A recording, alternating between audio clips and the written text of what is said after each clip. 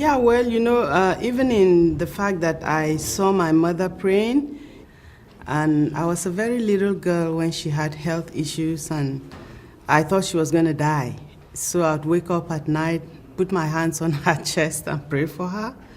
And then when I grew up and I went to a high school, I was always afraid of being called out to pray in public. What made me get interested in prayer is the fact that God answers. So what I'll say to a young person is, try God. Because I was in very difficult situations growing up. I had times when I had to call on the Lord, and He showed up. He answered those prayers. That's one. And even when I was afraid of praying in public, again, I told God, I would tell God, please don't let them call me to pray. Please, please, please. But then later on, I changed, and I started saying, please, Lord, teach me how to pray. First of all, I was afraid of people.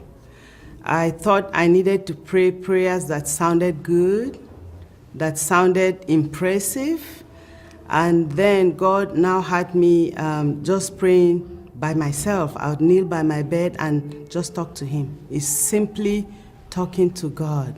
And I'd pour out my heart to Him, and like tell Him things that I was asking for, and I'll see Him answer. So the following day, I'll be more confident in my prayer because it's simply talking to God. And that's how He has taught me. It's just communing with God, just speaking to God like I'm speaking to you now, and seeing that He actually responds. Prayer is not one big thing that has to impress anybody, that has to be in a particular way. It's just from your heart to God's heart. And it doesn't even have to be the words. The Lord hears your heart. I have had a young person approach me once, while I was ministering to the person, telling the person about the Lord. And he was saying, but I don't know how to pray. I said, but you know how to talk. You're talking to me. Just like you said, I said, the same way you're talking to me, talk to God. When you get home, get two chairs. Sit on one, say, God, I invite you to sit on the other one, and just talk like you're talking to me, and He hears you. You come into the realization that He's a loving God, and just like I said, once you let the young person know that, your existence alone shows the love of God for you, that there has to be a supernatural power that is keeping you alive. So, God, there are diversities of ways in which you can turn your spoken word to God into prayer. But the basis of all we are saying is that you need to know God for yourself. Then it doesn't matter how you pray. It can be in any form. The Lord will answer you. If you are concerned about the things that are on God's heart, if you service the things that concern the Lord, He'll take care of your business. He'll take care of your affairs. So now the emphasis that we have is not really praying for ourselves, not that we don't have needs. The Lord sees those needs. But what's on God's heart concerning America, concerning the church, because that's what God has called us to do. And you find that you stand in the place of intercession, where you are pleading with the Lord on behalf of somebody else. Remember, the Bible talks about Job. He says, when Job prayed for his friends, the Lord turned his captivity. But that kind of thing doesn't come by just you wake up and you decide, oh, I think I'm going to be praying for America. No. The Lord has to call you and put that burden in your heart. All through Jesus' ministry, He was concerned for the people. He prayed for the people. He reached out for the people. His life was totally for the people, not really for Himself. So, and like the scripture taught us, it said, men ought always to pray. When you have that compassion for situations around you or for people, then you say, God, what can I do to help?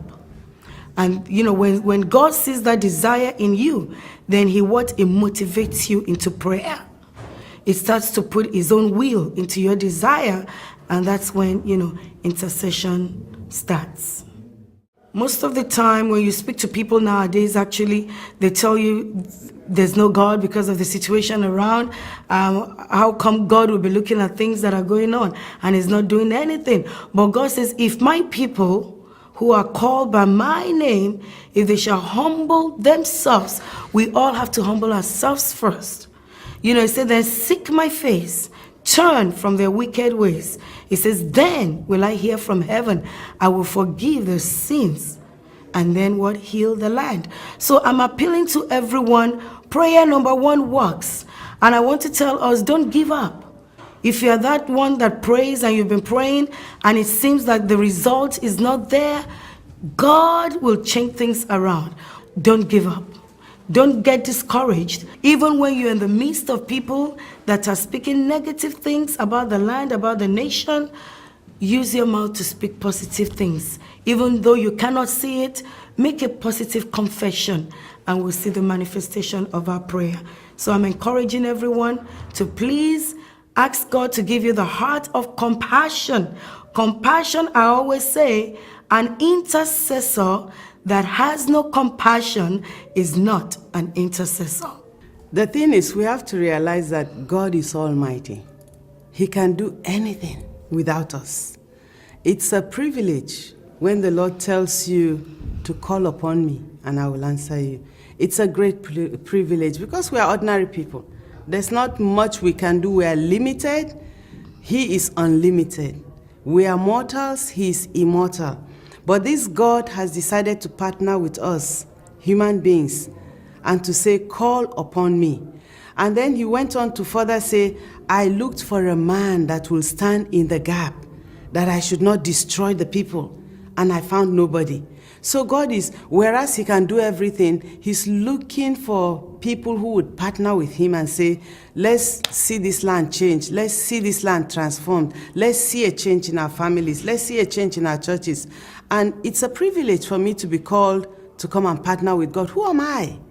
Tell the Lord, teach me how to pray, and partner with the Lord. And I encourage people, because if you don't do anything, the world keeps getting worse and worse. But the more you pray and you see God answers, it's such a blessing. And he will bless, because the earth belongs to the Lord. You and I belong to the Lord. And it's a privilege to do this.